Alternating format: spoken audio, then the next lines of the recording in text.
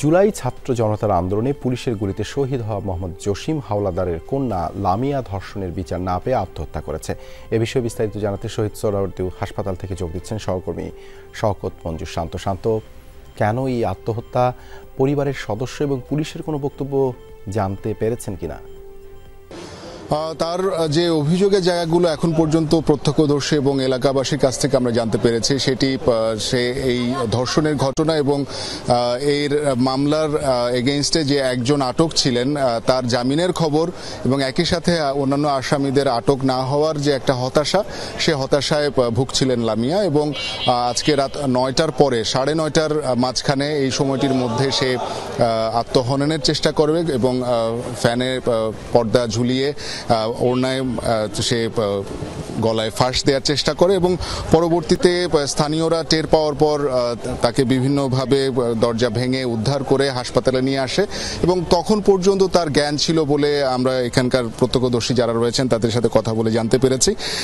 পরবর্তীতে চিকিৎসক তাকে মৃত ঘোষণা করেন এবং স্থানীয় যারা এখানে উপস্থিত রয়েছেন তাদের সাথে আমাদের কথা হচ্ছিল, তারা কিন্তু আমাদেরকে জানিয়েছিলেন যে পারিবারিকভাবে এমনিতেই তারা কিন্তু বেশ হতাশায় ছিলেন এবং একই সাথে বলতে হবে যে এই ঘটনায় লামিয়া তার যে আত্মহননের পথ বেছে নিয়েছে, সেই আত্মহননের পথের কারণে তার মা কিন্তু অসুস্থ হয়ে গিয়েছেন, তিনি কিন্তু এই মুহূর্তে হাসপাতালে ভর্তি রয়েছেন। একই সাথে তার যে ছোট বোন রয়েছে, সেই ছোট বোনও বেশ অসুস্থ রয়েছেন। অর্থাৎ পরিবারের যারা মূল সদস্য রয়েছেন তারা কিন্তু এখন আসলে কথা বলার পর্যায়ে নেই। এইখানে আমরা একজন রয়েছেন জীবন, যিনি আসলে তার বাবার মৃত্যুর পর তার পরিবারের দেখভাল করেছেন এবং পরিবারের সাথে কথা বলেছেন।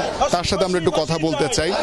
জীবন ভাই, আপনি আমাদেরকে একটু জানাবেন যে আসলে শেষ সময়টিতে লামিয়া কোনো কথা বলেছিল কিনা অথবা ঘটনাটা কি ছিল? আপনি জানেন জুলাই এক দফা আন্দোলন, ছাত্র জনতা সম্মিলিত আন্দোলন করে তার বাবা শহীদ হয়, সে একটা টমার মধ্যে ছিলেন। তারপরে পরিবারটা খুবই নিডি, স্বল্প আয়ের মানুষ ছিলেন। বাবা মরার পরে তাদের আয়ের উৎসও ছিল না। বাংলাদেশ জাতীয়তাবাদী দল বিএনপির ভারপ্রাপ্ত চেয়ারম্যান তারেক রহমানের নির্দেশে আমি মনোয়ার হাসান জীবন আদাবর থানা, আমি তার পরিবারের পাশে সামর্থ্য অনুযায়ী দাঁড়িয়েছি, দেখেছি। তো এই মেয়ে গত 18 তারিখে বাবার কবর জিয়ারত করতে গিয়ে ফিরের পথে ধর্ষণ হয়। সেইখানে আপনারা জানেন সরাসরি তারেক রহমান নিজেই তার পরিবারের সাথে কথা বলেছে, বরিশাল জেলা বিএনপি এবং লামিয়ার চাচা মনি নিজেও একজন যুব দলের নিবেদিত নেতা এবং এই আন্দোলনে সেও ছিল।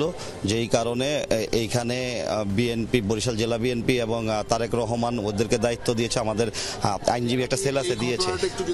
এই ঘটনাটা হয়েছে আমরা ওর মা যেটুকু বলার আগে বলেছিল যে একটা মেসেজ ছিল যে ছেলেটা গ্রেফতার হয়েছে, সে নাকি জামিনে এসেছে এবং এই মামলার অন্যরা আজও পর্যন্ত অ্যারেস্ট হয়নি, গ্রেফতার করেনি।